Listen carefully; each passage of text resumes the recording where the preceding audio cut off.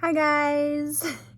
I apologize for the delay in our math lesson today, but we're going to get started. Hopefully you already did your mental math and your math message, and I also hope you listened to and watched that little rap that I also put on our webpage. It talked all about what happens when the bigger number is not on the top and you can't take the lower number away from that top number. And we're talking about subtraction. So when you subtract, you know you always have to start with the bigger number. When we have a fact triangle, the number on the top of the triangle is always the biggest number because that's the number you subtract from. You can't technically take a larger number away from a smaller number. If I have 5 cookies, I can't take away 7 cookies to give them to you. I just don't have enough. So with 2-digit subtraction, we need to learn what to do when this happens. So that's what I'm here to teach you today. All right, so I've got my whiteboard here. I'm going to get you set up and we're going to get started. I have a little rhyme for us to start with, and this rhyme is going to help us as we work through 2-digit subtraction. All right, so this is how the rhyme goes. When the bigger number is on top, then there is no need to stop. But when the bigger number is on the floor, like it is down here, then you need to go next door. So you notice in our little rap video that when he was doing 0 minus a number, he had to always go next door, and he took one of those 10s and broke it down into 10 ones and brought it over to the ones place. So that's what we're going to do today. But when you have a number like this one, let's say I have 38 minus 12. I look at this number and I think to myself, can I do 8 minus 2? And I can, because 8 is a bigger number and 8 is on top. So then there's no need for me to stop. I can just say 8 minus 2 is 6 and 3 minus 1 is 2. When the bigger number is on top, then there is no need to stop. Excuse me. Okay, so we also have to remember that what I'm going to show you next only happens when the bigger number's on the floor. We don't do this when the bigger number's on the top.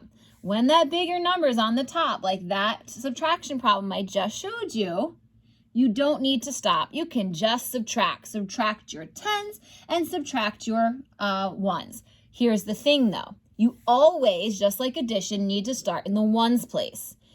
Even if you say, oh, okay, well, I can do my 10s. All right, good. But you need to start in your ones place. Got to start in the ones place. So here's what happens when we need to do it this way. So let's say I have 42 minus 26. Is the bigger number on the top or on the floor?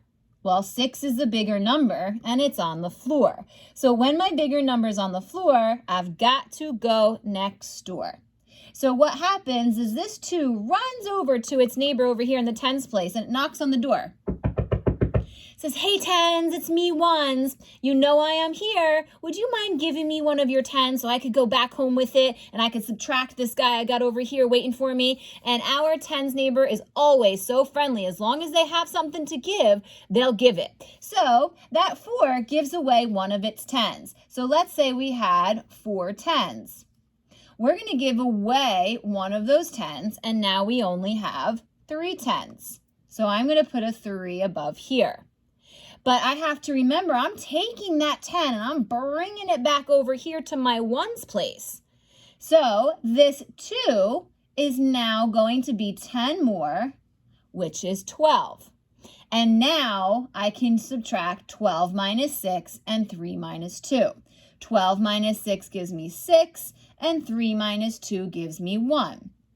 Right? Now I only do this when the bigger number is on the floor. If my bigger number is on the top and I can subtract, there is no need to stop and do this. There's no need to do it. It's only when the bigger number is on the floor and I can't do a subtraction problem.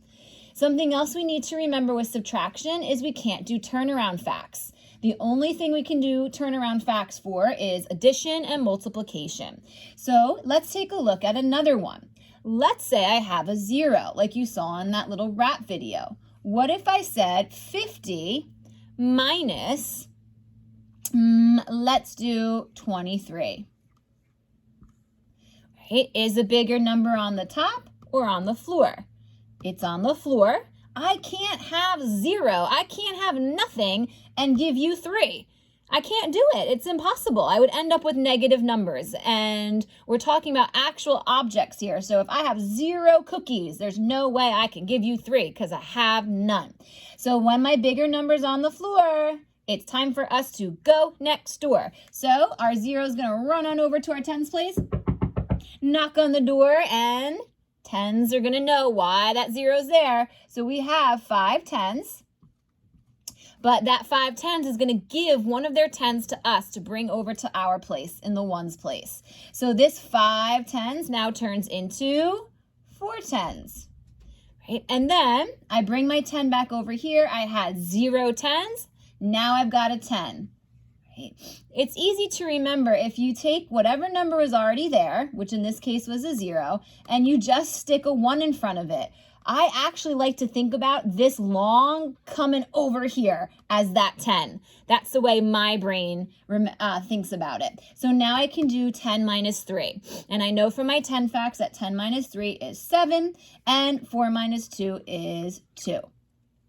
All right, so when we are subtracting 2-digit numbers and our bigger numbers on the top, there's no need to stop. Subtract your 1s, subtract your 10s, be on your way. But when the bigger number's on the floor, you're gonna have to go next door. You're going to have to go next door. Okay. Some of the subtraction problems you might come across a 3-digit subtraction problem. You might come across a 3-digit one.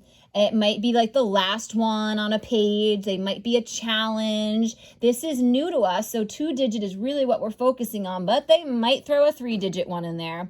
So if they do throw a 3-digit one in there, and let's say I had 348 minus 100, let's say 52.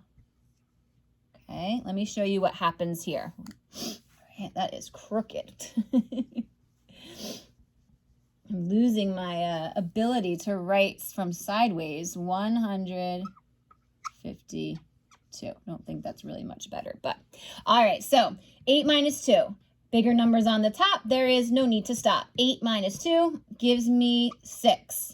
4 minus 5, bigger numbers on the floor. So now I need to go next door. Sometimes it happens in the middle of a 3-digit number, and that's okay. It works the same way. So this is now 300s.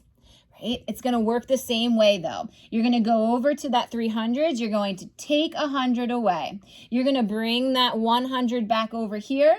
And you're going to have 140, which is going to look like that. It's going to look like a 14. And now I can do it. 14 minus 5. 14 minus 5 is 9. And 2 minus 1 is 1 to give me 196. Right?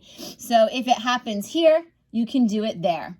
Right? If it happens here, you go over to your tens. You go over to whoever the neighbor is. Whoever the neighbor is that has enough to give to you.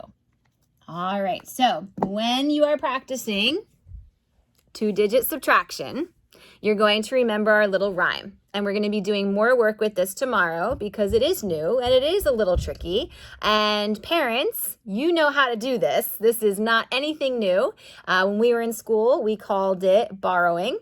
In math nowadays, we call it regrouping because you're actually never going to give it back. So you're not technically borrowing it. You're just regrouping your tens over to your ones or your hundreds over to your tens. But it's the same thing that we learned in school that we called borrowing. So hopefully it's nice and easy for you to help out your student. And our little rhyme one more time is when the bigger number is on top, then there is no need to stop. But when the bigger number's on the floor, you're gonna have to go next door. All right, guys, I'll see you again tomorrow for part 2.